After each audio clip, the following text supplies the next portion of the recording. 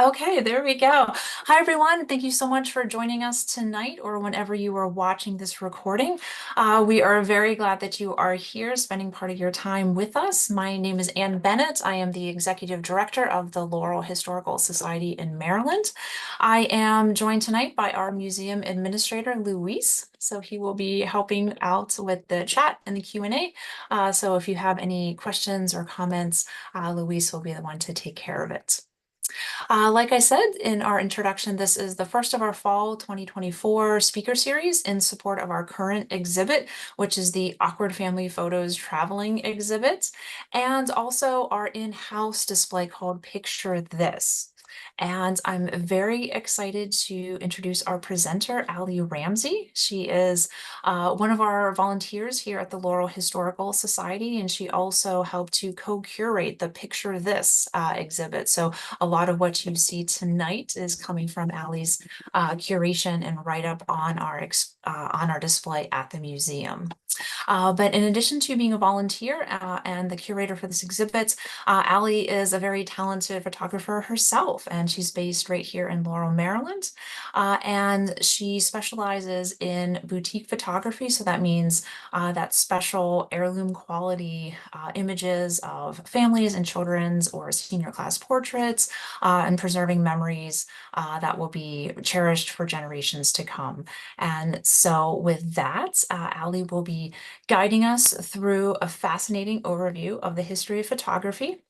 And then I'm going to be doing a little bit of a break from that to talk about our own Sadler photograph collection.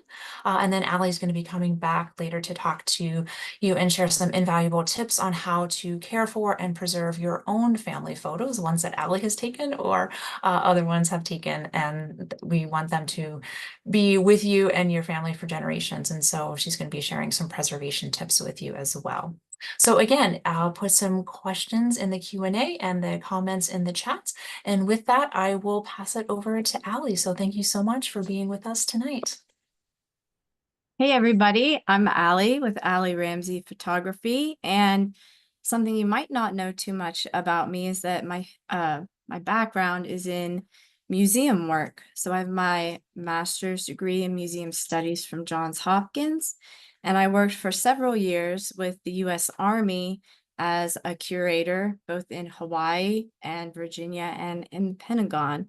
And one thing that was very important to me in our collections were the photographs, because they really preserve the history and help tell the story of any other artifacts in the collection. So that when this exhibit started to become a reality, I was really excited to jump on and start talking about it. So let's get started. In the next slide, please. So here's just a little overview of what we're going to talk about. And I wanted to put this photo on here. This is considered one of the first selfies. It's a daguerreotype. It was created by a young Philadelphian named Robert Cornelius. And this was just a few months after Daguerre had introduced the concept. So it's really interesting to see that selfies are not a new thing. They've been around since the 1830s, and we've sort of never looked back since. Next, please.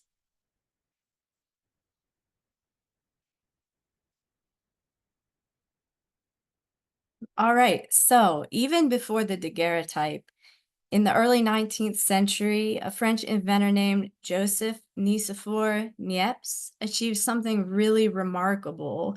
He created the world's first photograph, but before that breakthrough, the groundwork was really laid by the invention of the camera obscura.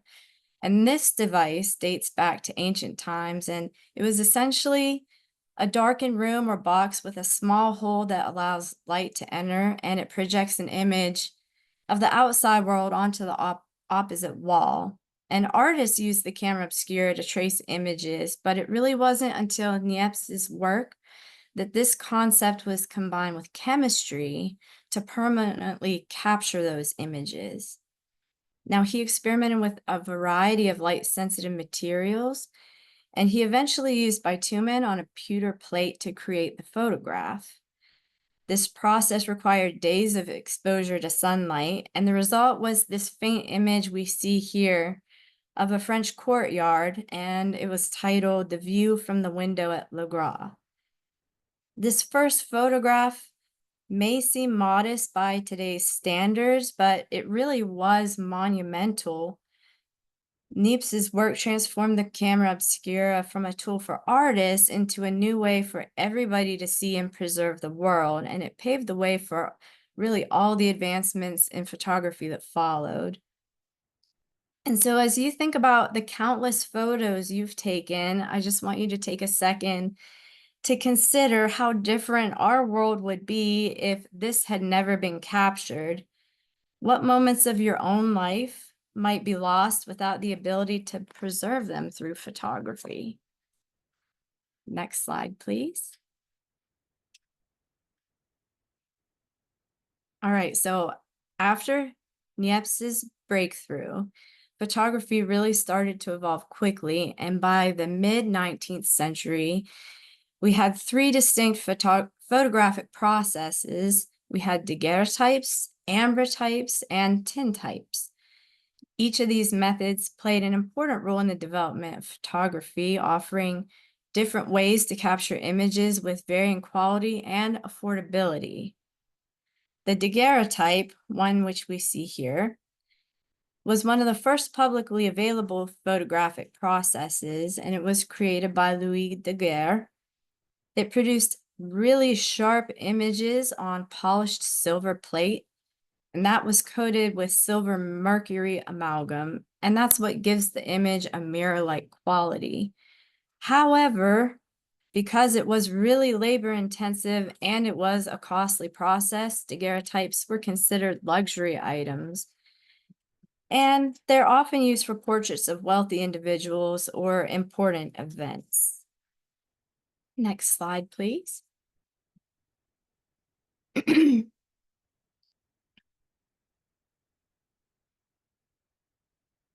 Next up, we have ambrotypes. The ambrotype was more affordable than the daguerreotype because it used glass plate with silver emulsion. To create the final image for an ambrotype, the glass was backed with a dark material, so you'll often see them in cases with a black velvet background. That allowed the image to stand out. Ambrotypes were less expensive than daguerreotypes, but really they still produced beautiful detailed images, and you'll see that they were widely used for family portraits. Next, please. And third in our trifecta here are tintypes. They're also called ferrotypes. And they became popular for their durability and low cost. Instead of using glass or silver, tintypes were made on thin iron plates, actually. They're particularly popular during the Civil War. Soldiers and their families could quickly and affordably create lasting memories before they left for battle. And each of these processes contributed something unique to the history of photography and offered a glimpse into how people of the time viewed and preserved their lives. Next, please. So again, to review, on the left, we have daguerreotypes, providing mirror-like sharpness with high detail and contrast, but the silver plate made them more fragile. In the middle image of the woman here, we have an ambrotype. It's a little bit softer tones, and the dark backing brings out the image on the glass plate. And then the third one here is a tintype of a Civil War soldier. And these tintypes are typically more rugged in appearance, but they were popular during the Civil War for their durability. Next, please. So moving from plate-based photography, which were those first three types, we go on to film, and it was one of the most significant shifts in the history of photography, largely thanks to George Eastman and his company Kodak. Before this, photography was a complex and time-consuming process limited to professionals and the privileged few. But in 1888, Eastman revolutionized photography with the invention of flexible roll film and the introduction of the first Kodak camera, famously advertised with the slogan, "You press the button, we do the rest." This marked a turning point because it made photography accessible to everyday people for the first time.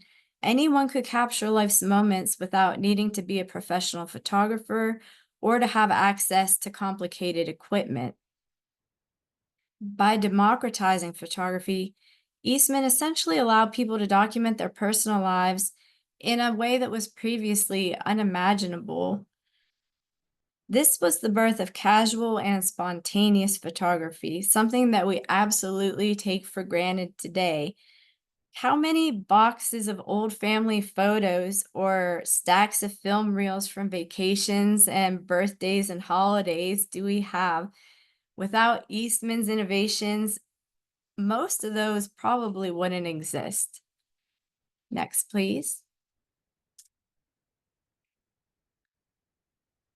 Introduced in 1934 by Kodak, 35mm film quickly became the standard format for both amateur and professional photography. And this film format revolutionized photography with its combination of portability, economy, and versatility. The compact size of the 35mm film made it easier to carry and use in various types of cameras, from simple point and shoots to the advanced SLRs that we've seen in more recent history. And compared to earlier formats, 35mm film was more cost-effective to produce and process, making it accessible to a wider audience. It gained a widespread acceptance and became a preferred choice among photographers because it has a balance between image quality and convenience. And 35mm cameras were typically lightweight and easy to handle, and that contributed to their popularity among hobbyists and professionals alike. This format provided a good compromise between the image quality and the film size, and even as digital photography has really taken over, the 35mm format remains influential, and many photographers appreciate the classic aesthetic and a little bit of that nostalgic value that it gives. And so they can't give it up. They're still using it today. Next, please. Excuse me. I'd like to talk about a few other types of film that are available here as well. We have medium format film highlighted here. It was introduced in 1901, and it represented a significant step in image quality compared to the 35mm film. Unlike the smaller format of the 35mm, the medium format film offers a larger image area, and that really translates into finer details and superior clarity. The format is favored for its ability to capture more intricate details, and it delivers richer tones than you'll find in 35mm. So it's a popular choice for professional photographers, especially ones doing portrait or landscape photography. Medium format cameras are known for their ability to produce high-res images that are prized for both sharpness and depth, and they're commonly used in high-end commercial photography and art photography, where the image quality is of a paramount importance. Next, please. Now we have our large format film, and that's typically 4 by 5 inches or larger, and it's celebrated for its high resolution and really exceptional detail. It's used for capturing rich textures and fine details in, again, both professional and artistic photography. And there's three common types. We have the 4 by 5 inches, which is the most common. It's a balance between detail and manageability. 5 by 7 inches provides even greater detail, used for larger prints and higher quality work. And then the largest would be the 8 by 10 inches. So highest level of detail and preferred for specialized applications and large format prints. Now, all three of those types usually require a tripod just because they're so large to handle. Next, please. Digital photography marked the next major revolution, and it began with early work by Eugene F. Lally in the 1960s and Steven Sassen's first digital camera at Kodak in 1975. These early digital cameras were both bulky and had low resolution, but they paved the way for an entirely new era. And by the 1990s, digital cameras became more accessible, allowing people to take hundreds of photos, instantly view them, and share them without dealing with any film development. This shift completely changed how we approach photography, making it easier and more convenient not only for professionals, but for everybody. And with the rise of DSLR cameras and more recently mirrorless cameras, digital photography continues to evolve and it offers us new creative possibilities. Think about how often you're taking photos today. This wouldn't be possible without these rapid advancements. And I wanted to make a note about DSLR because a lot of times we hear the acronym and don't really know what it stands for. And so DSLR is a digital single lens reflex. And that means it's a digital camera that uses a mirror system to direct light from the lens to a viewfinder. Next, please. That brings us into this slide, which is the rise of the mirrorless cameras. And they've transformed photography with their innovative design and advanced features. And they offer a modern alternative to those traditional DSLRs. Unlike DSLRs, a mirrorless camera lacks the mirror, obviously, and the optical viewfinder, and instead they use electronic viewfinders or LCD screens. And a few advantages of having a mirrorless camera is the compact size.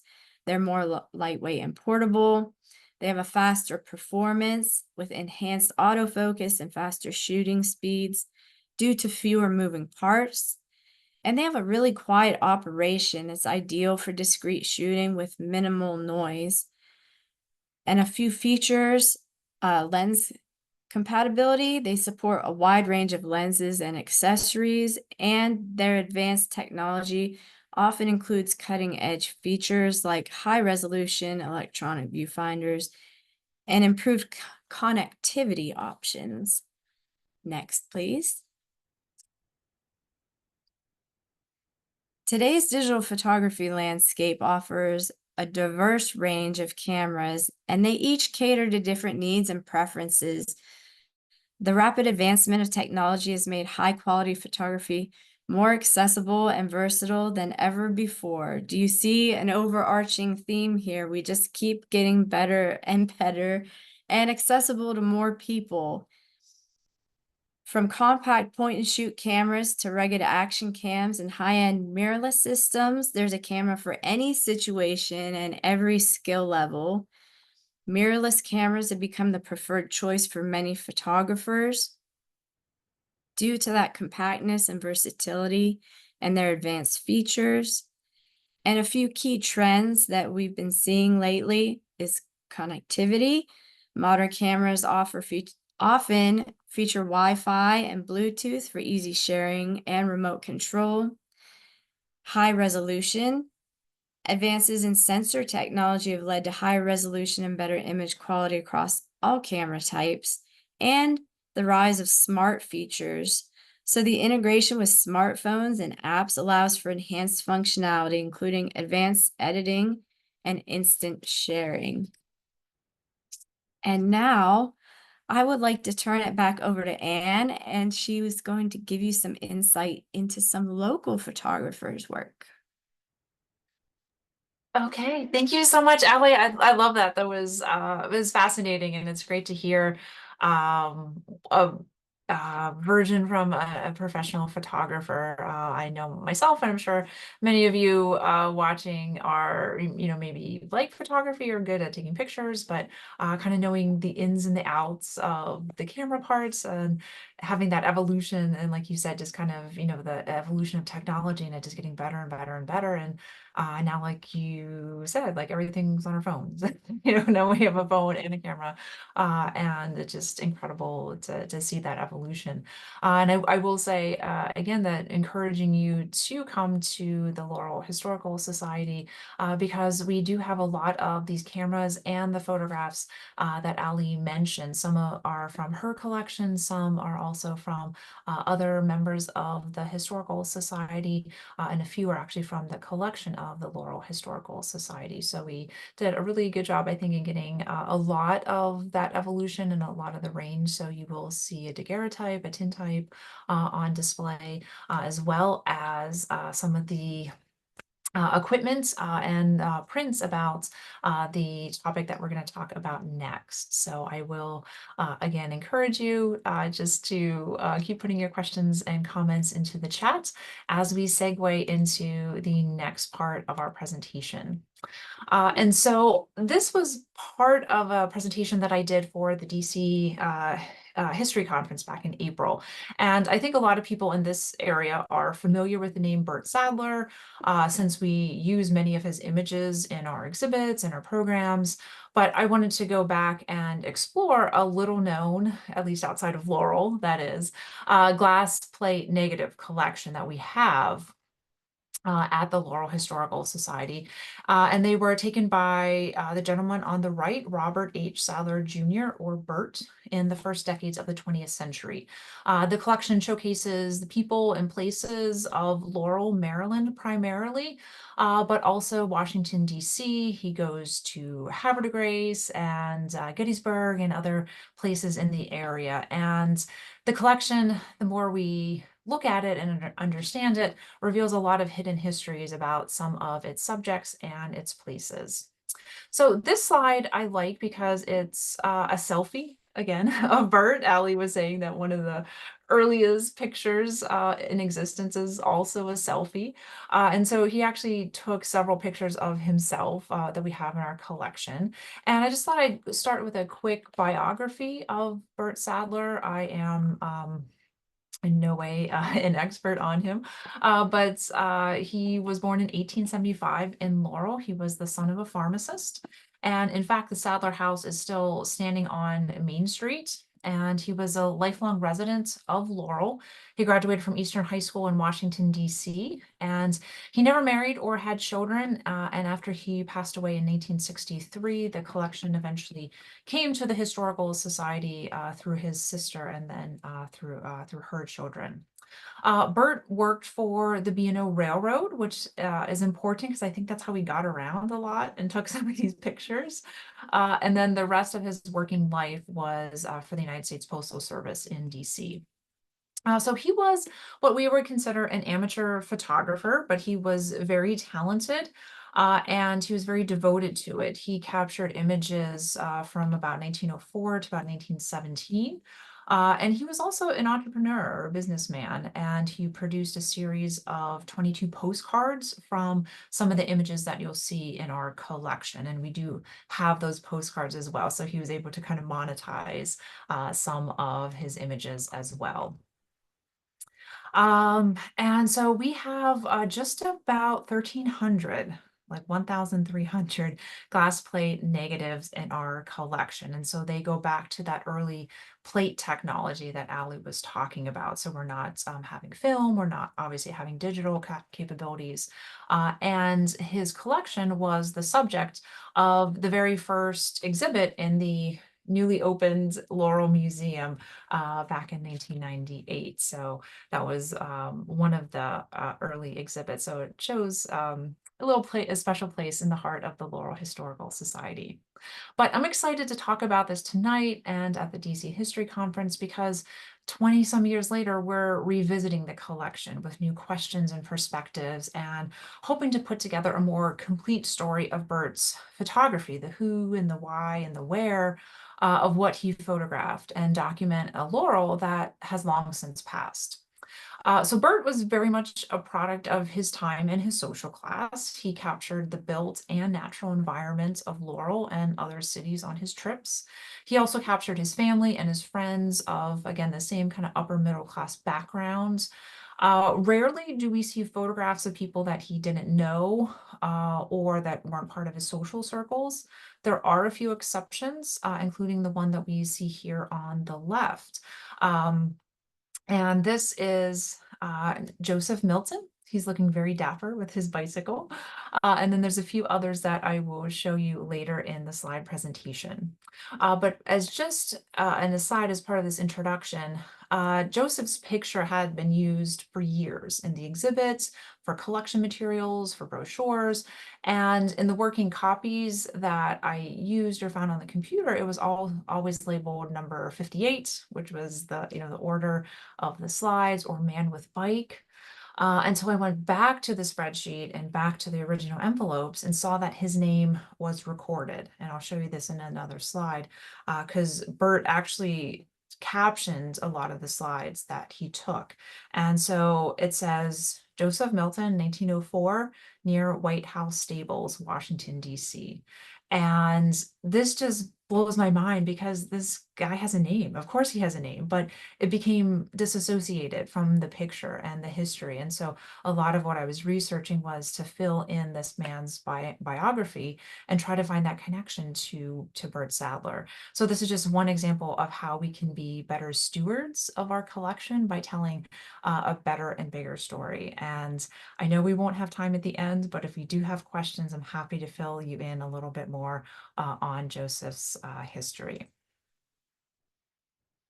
And so this is just a sneak preview of some of the displays that we have on the exhibit right now. So like I said, we have 1,300 or so glass plate negatives in our collection and the 1897 Eastman Kodak camera that he used to capture them. And so that's what you see on the left. So the camera itself is in the case, and then they're essentially, or Ally and Louise help me out, but they're kind of like the slides, like the wooden box, the frames, I guess. Is that what I'm calling that correctly? I don't know if you know. Yes, so they're still in the box. And I think we did remove the camera and it's sitting next to the box. So you can see that fully engaged. Yes. So yeah, we did take it out of its case, and if you can call a big wooden box portable, it was. And like Ali said, these were still tripod technology. But so Bert's camera was the gelatin dry plate version of the glass plate technology. There was a wet version that was obviously messier and had to be developed immediately. But this is the type that was popular for about a 40-year period from the 1880s to the 1920s because the glass served as the medium instead of paper or film, and it could produce a sharper image, as you'll see as we go through the slides here. So a light sensitive emulsion was fixed to the glass or to the plate as a binding agent. So Bert was able to take that wooden frame, put into the camera, take the picture, take out the frame, put it into the case, take out another one if he wanted, and kind of just repeat that process. He didn't have to develop it immediately. So that was, again, very portable and convenient for the time. And so what you'll see though is in the middle, that's, me taking a picture of the glass plate negative, and that's where it comes from because it's a negative, just like we have the film negatives.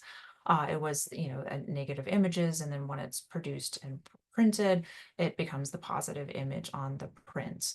And the image on the right is an example of some of Bert's captions. And I love that he stole, recycled, we don't know, envelopes from the B&O Railroad when he was working for them. And he typed or hand wrote out a lot of valuable information about the picture. Sometimes the name of the sitter, sometimes the location, but almost always the weather or the exposure. So there's a lot of information. So even if you're not into the actual photography, there's still a lot of information that Bert captured that we can talk about here as part of his collection. Okay, so I will kind of pick it up from here, but I wanted to show you a little bit of the range of what Bert was taking pictures of. Again, we have 1300s of these. There's a lot of different subjects in here. And so these were some of the pictures that I talked about at the DC History Conference. And so the one in the upper left is labeled Group of Railroad Men. DC, two standing on statue 1905. And so this is actually one of four pictures that Bert took during the second inauguration of Teddy Roosevelt in March of 1905. And so you can see, this is a fabulous picture, by the way. There's so much going on here, but you can see the bunting on the kind of triangular building in the background. That was because this was along the parade route. So again, not getting into too much detail, but 15th Street didn't cut through it cut through the White House and the Treasury. It doesn't do that today, but that was part of the parade route. So Roosevelt and his parade left the White House, walked down 15th Street, cut down New York Avenue to Pennsylvania Avenue to the Capitol for the inauguration. So those grandstands were built as part of that. And although there are some other pictures and moving pictures of the parade, this kind of really captures this intersection of 15th and New York. And I will just say that the building in the background still stands as the truest bank building now. The big picture on the right is the Treasury Gardens taken in 1906.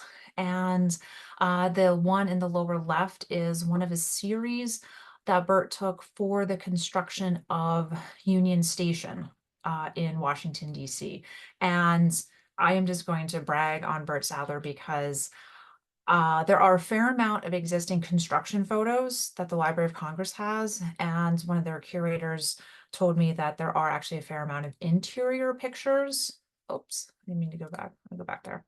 Interior pictures that they don't usually put on display to the public, but they're all very, very far away. Bert took close-up pictures, so we have the offices and the we don't have any of the laborers, but we have a lot of the construction pictures. And I did some research leading up to this conference, and I don't see anything of the quality or the images that Bert took of Union Station. So these are so valuable to the construction of the nation. And so next time you go take the MARC train to Union Station, just think of Bert Sadler taking pictures of it over 100 years ago as it was being constructed. Okay, so kind of just moving along, I kind of lumped a lot of his pictures into the next four slides just so we can kind of move through quickly. But what we're talking about here are really kind of, again, an overview of Sadler's collection. And as much as I would love just to talk about the entire collection, I can't because we don't have enough time.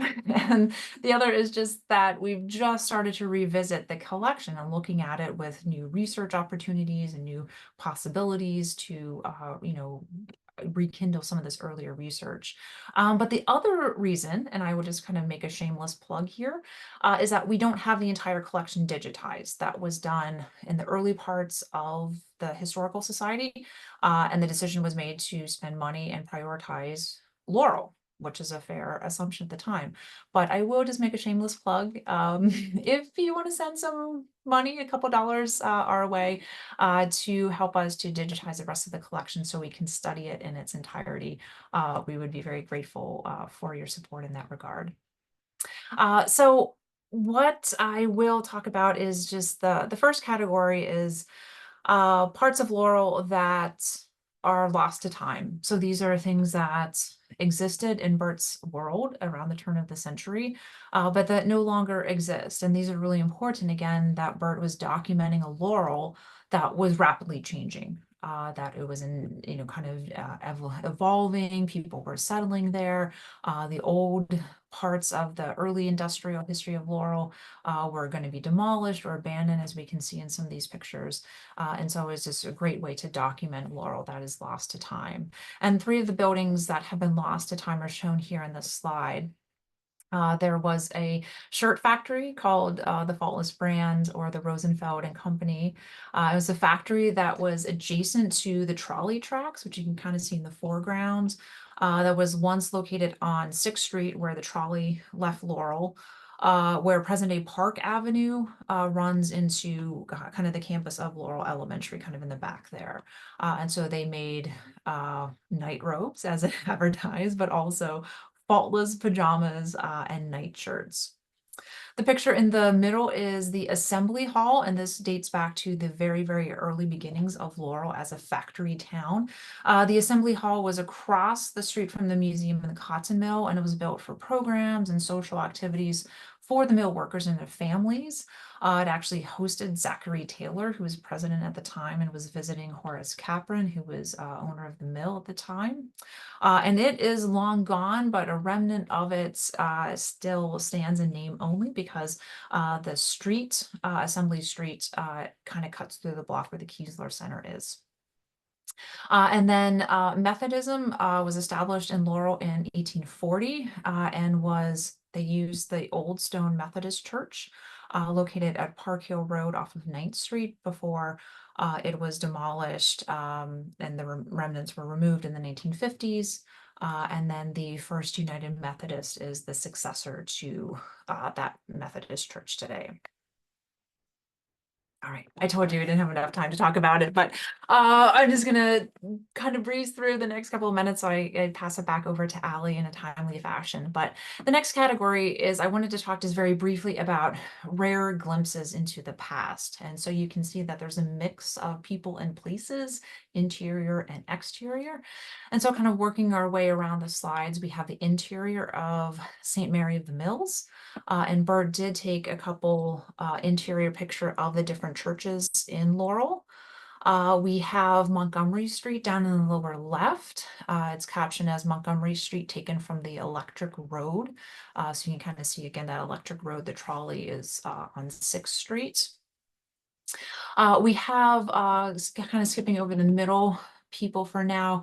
The Emancipation Day Parade is one of our most famous and most requested images in our collection, and Bert actually took two. And this is going down Main Street in 1910, and Bert is taking the picture from the porch of his family house on Main Street, looking across to where Yogi Smile, that building is today. And so that was Main Street.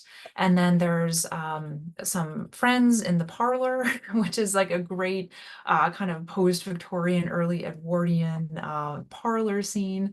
And then the two pictures in the middle show African Americans kind of at work or home. And these are just a handful of pictures that show African Americans. So out of 1,300 glass plate negatives, from what I can tell from the spreadsheet, there's only about 10 or 12 that were taken of African Americans, including the Emancipation Day Parade.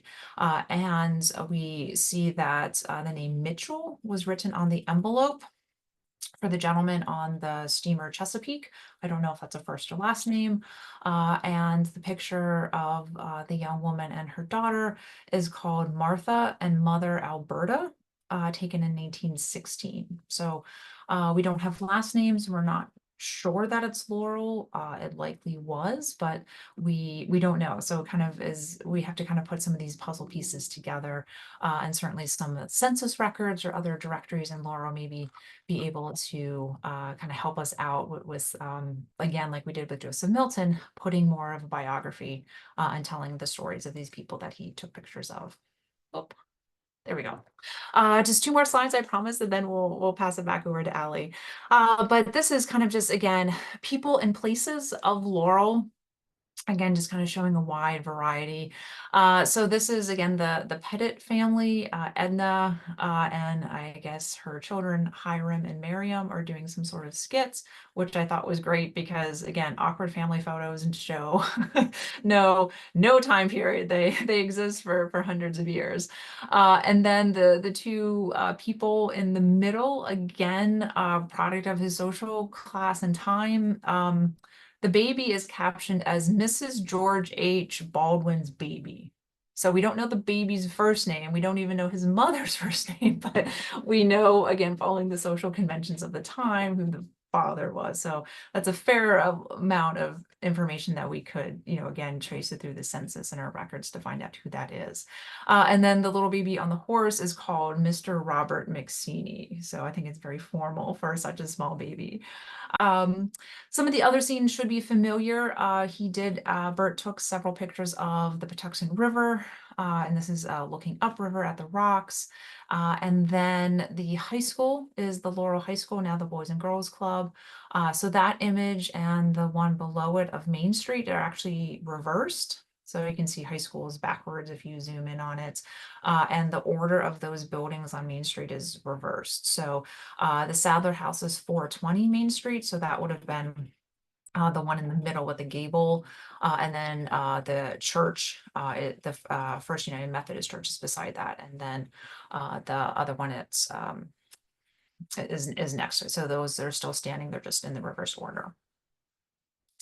And then finally, again, some more awkward pictures, but also animals. And I think Bert really liked animals. I feel like he was, an animal lover just from the sheer amount of animals of all different types that he took pictures of.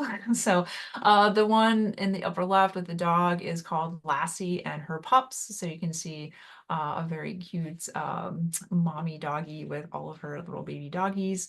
And then we see an unknown girl. This is part of the spreadsheet that wasn't kind of transcribed, so I don't know her name, but just hanging out, kind of excited, kind of afraid in a in a herd of chickens there.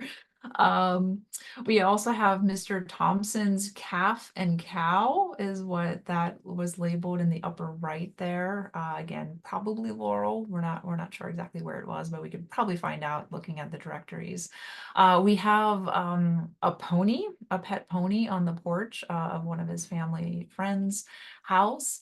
And then again, we also have some partial biographical information about the little girl holding the cat, which I think is wonderful. The pictures is great, and just to have even a little glimpse of this little girl's life is wonderful.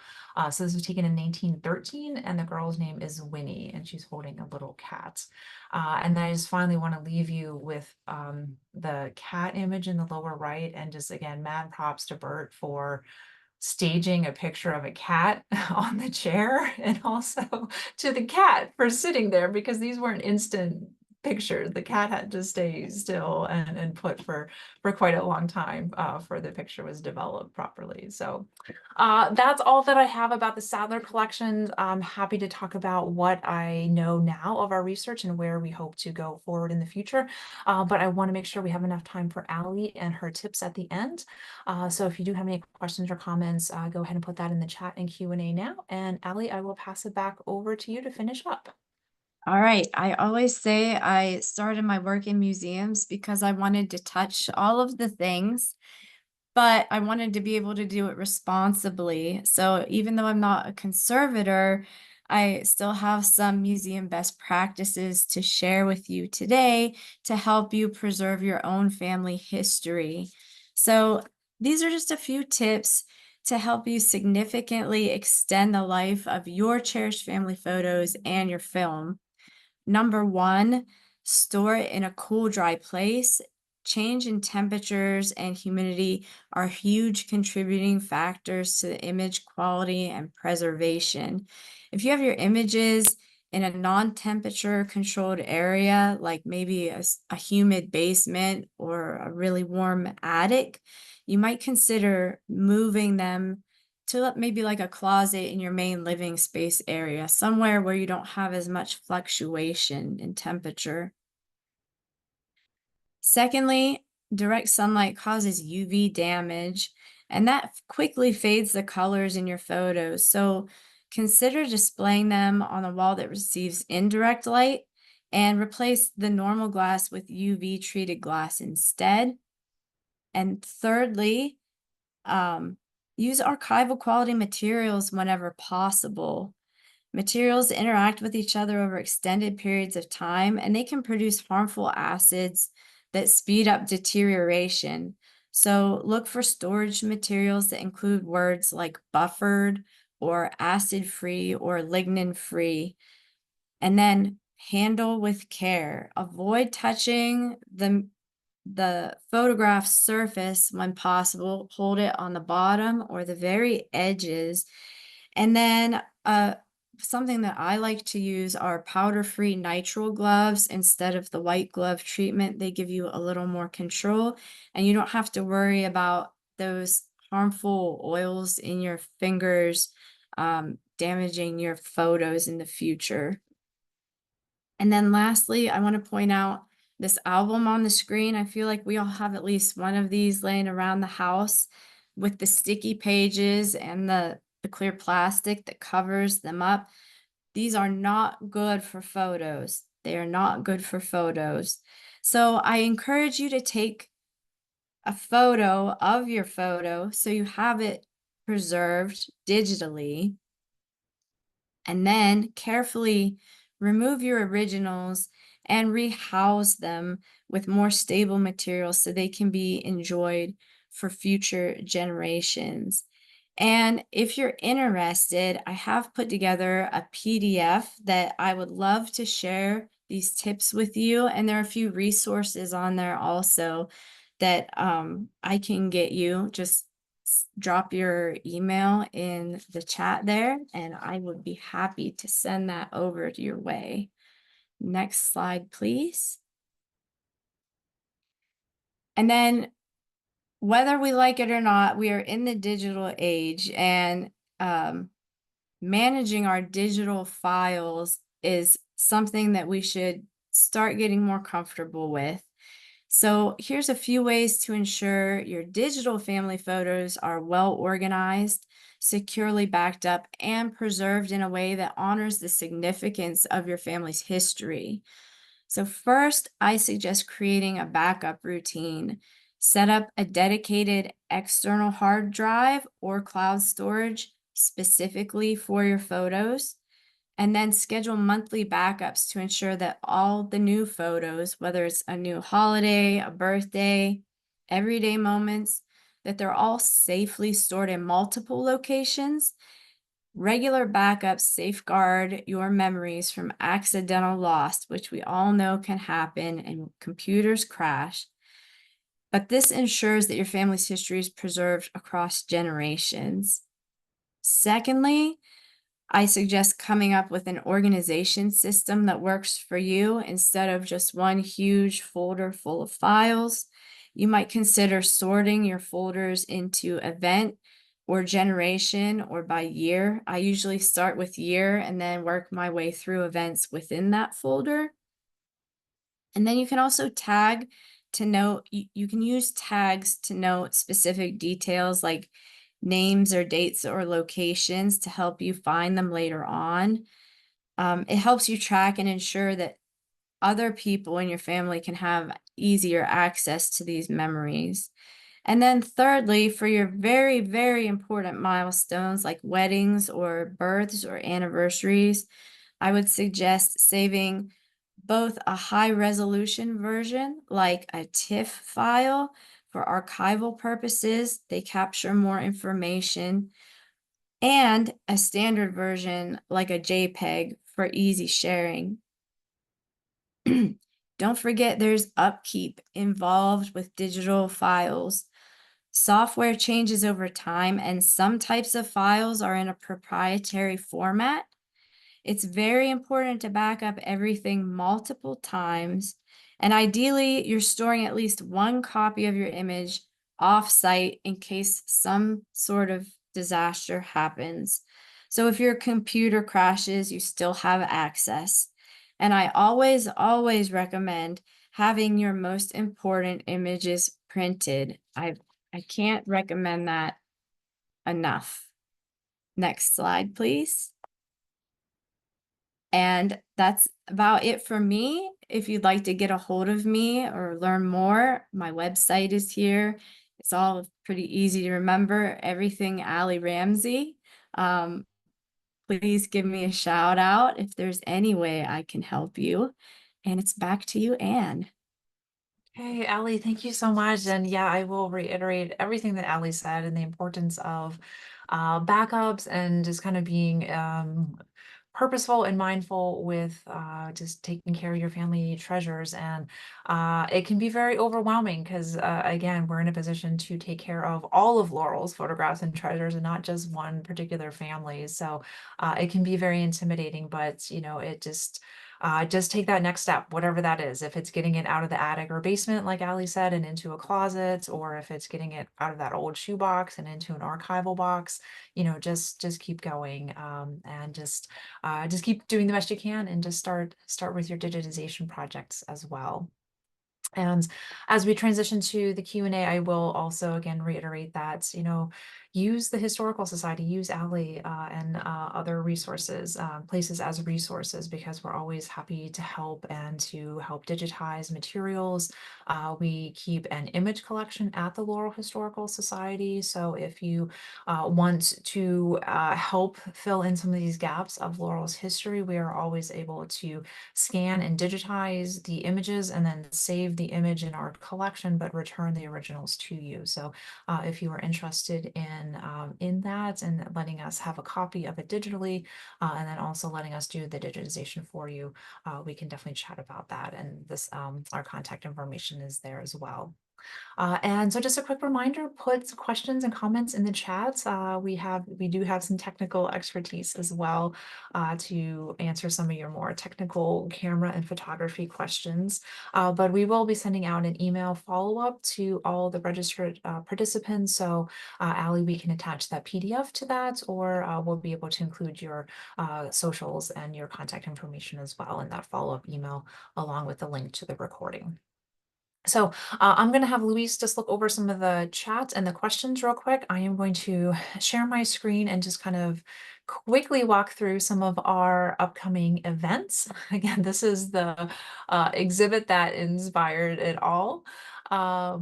And just as a quick reminder of some of our upcoming events, the staff of the Laurel Historical Society is going to be doing a preservation and identification workshop, kind of based off of the exhibit that Ally curated, and just talking a little more in depth about some of those last digital tips, and a little bit about the work that we do at the Historical Society, encouraging you how to care for your family treasures. So we're going to be doing the same workshop kind of presentation at the Laurel Library through the PG County library system, and then across town at the Maryland City Russet Library. So you do have to register through the library for those, but if you have trouble finding those registration links, you can just let me know.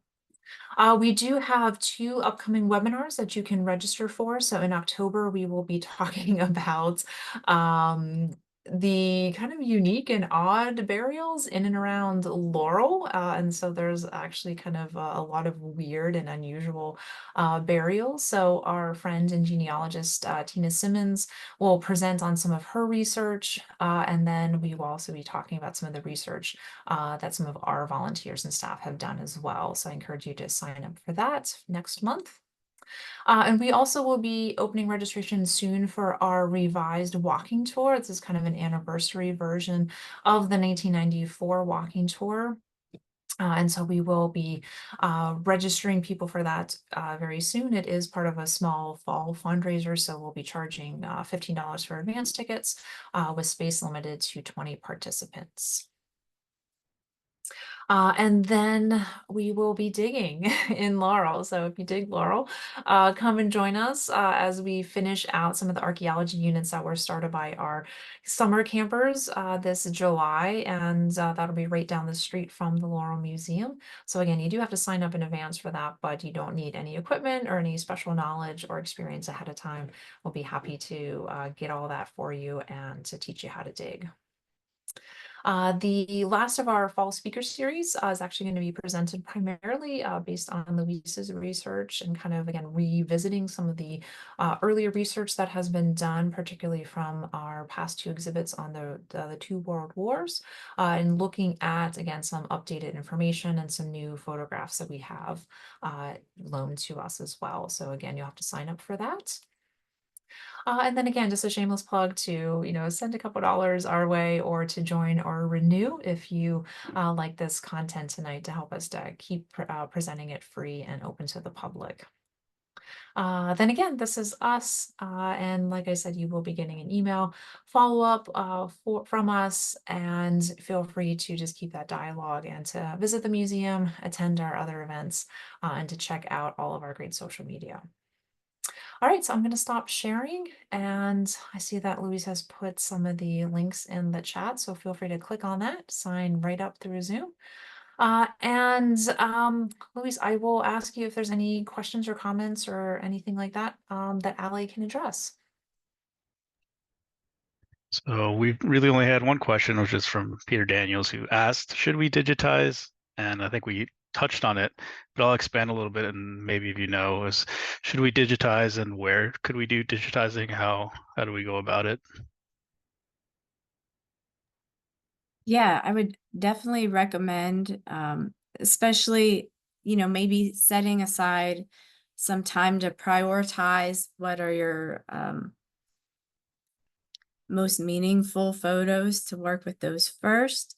And again, if you have a flatbed scanner, just use those best practices whenever you're handling your photographs to scan them. And then if it's something older than that, maybe Anne can speak to um, how you handle your older images in your collection.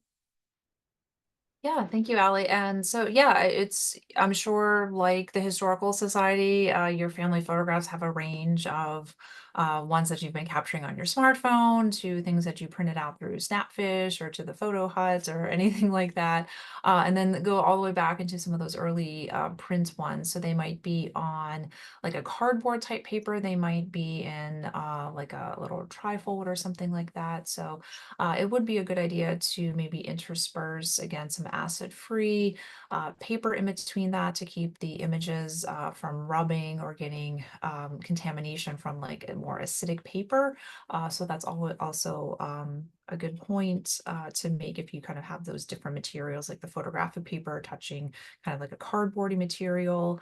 But starting with Ali said, like just always take a digital picture of it or scan it some way before you kind of start working with that.